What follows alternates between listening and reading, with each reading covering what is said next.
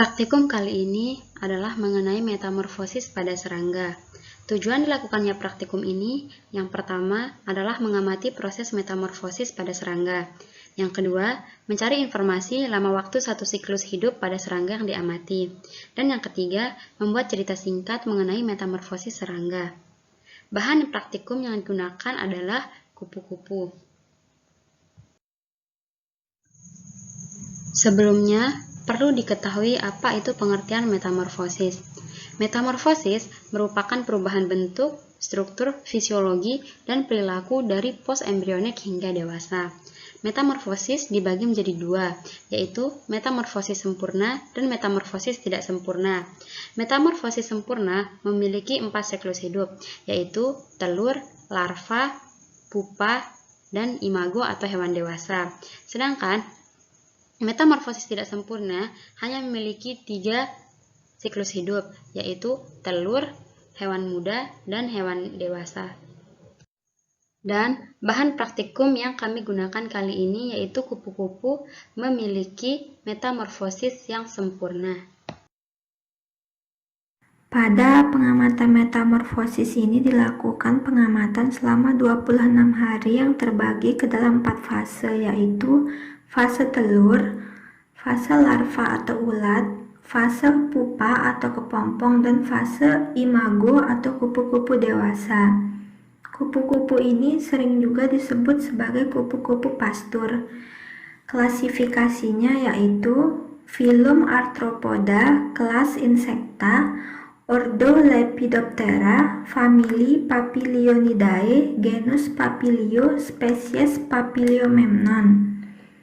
Papiliomemnon memiliki habitat di hutan, kebun maupun pekarangan rumah. Kebanyakan Papiliomemnon betina memilih tanaman dari familia Rutaceae, khususnya yang termasuk ke dalam genus Citrus sebagai tanaman inangnya.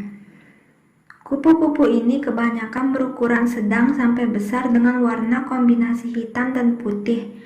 Saat terbang, kupu-kupu ini tampak seperti burung layang-layang sehingga sering disebut sebagai swallowtails.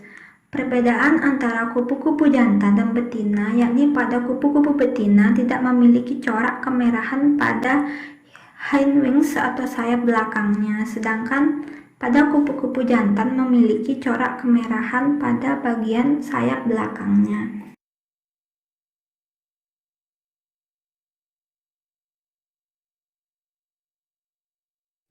Fase kehidupan kupu-kupu dimulai dari telur. Induk meletakkan telurnya di ujung daun, kemudian telur-telur ini menetas dalam 3-5 hari. Di dalam telur, suatu zat kimia, hormon, menyapu seluruh sel dan menandai beberapa di antaranya menjadi sel ulat. Beberapa saat kemudian, bahan kimia kedua menyapu dan menugaskan sisa sel untuk perkembangan bagian tubuh kupu-kupu. Sel-sel yang berkomitmen untuk pembentukan ulat sekarang didorong untuk tumbuh dalam ukuran sementara. Sel-sel yang bertanggung jawab atas bagian tubuh kupu-kupu tertidur di antara sel-sel ulat. Sel kupu-kupu terletak di tubuh ulat dalam kelompok kecil yang disebut cakram imaginal dan dicegah perkembangannya oleh zat kimia yang disebut hormon pubertas yang bersirkulasi dalam darah ulat.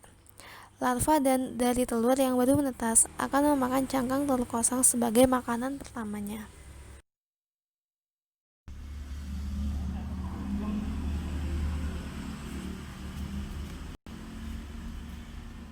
Fase selanjutnya adalah fase larva atau fase ulat.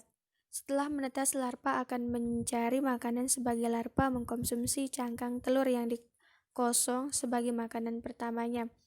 Kulit luar dari larva tidak meregang mengikuti pertumbuhannya, tetapi ketika menjadi sangat ketat, larva akan berganti kulit. Jumlah pergantian kulit selama hidup larva umumnya 4-6 kali, dan periode antara pergantian kulit atau molting disebut dengan ini. Larva kupu-kupu bervariasi dalam bentuk, tetapi pada sebagian besar berbentuk silindris dan terkadang mempunyai rambut, duri, tuberkel, atau filamen. Ketika larva mencapai pertumbuhan maksimal, larva akan berhenti makan, berjalan mencari tempat berlindung terdekat, meletakkan diri pada ranting atau daun dan anyaman benang. Larva telah memasuki fase prepupa dan melepaskan kulit terakhir kali untuk membentuknya.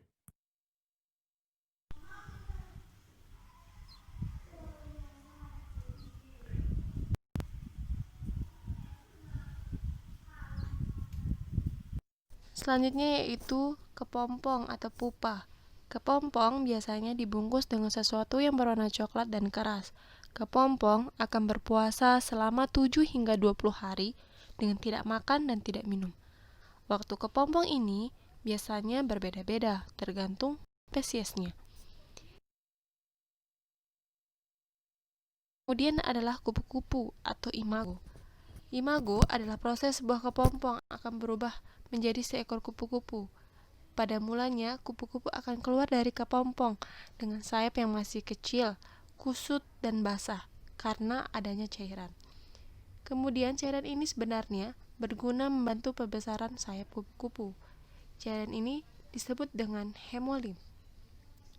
Setelah keluar dari cangkang kepompong, kupu-kupu akan merangkak ke atas dahan agar tubuhnya mengering dan sayapnya bisa berfungsi dengan normal. Kupu-kupu akan memenuhi kebutuhan makannya dengan mencari bunga untuk menyerap nektar atau sari bunga pada siang hari.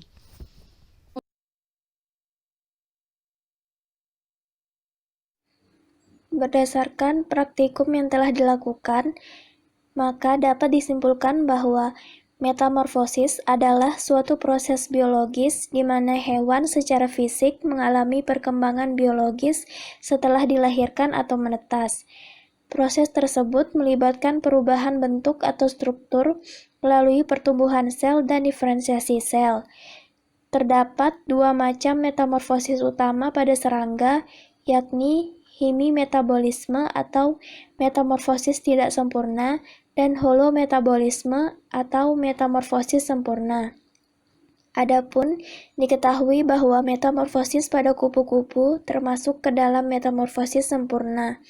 Metamorfosis sempurna merupakan metamorfosis yang melewati tahapan-tahapan mulai dari tahap telur, larva, pupa, hingga menjadi imago atau dewasa.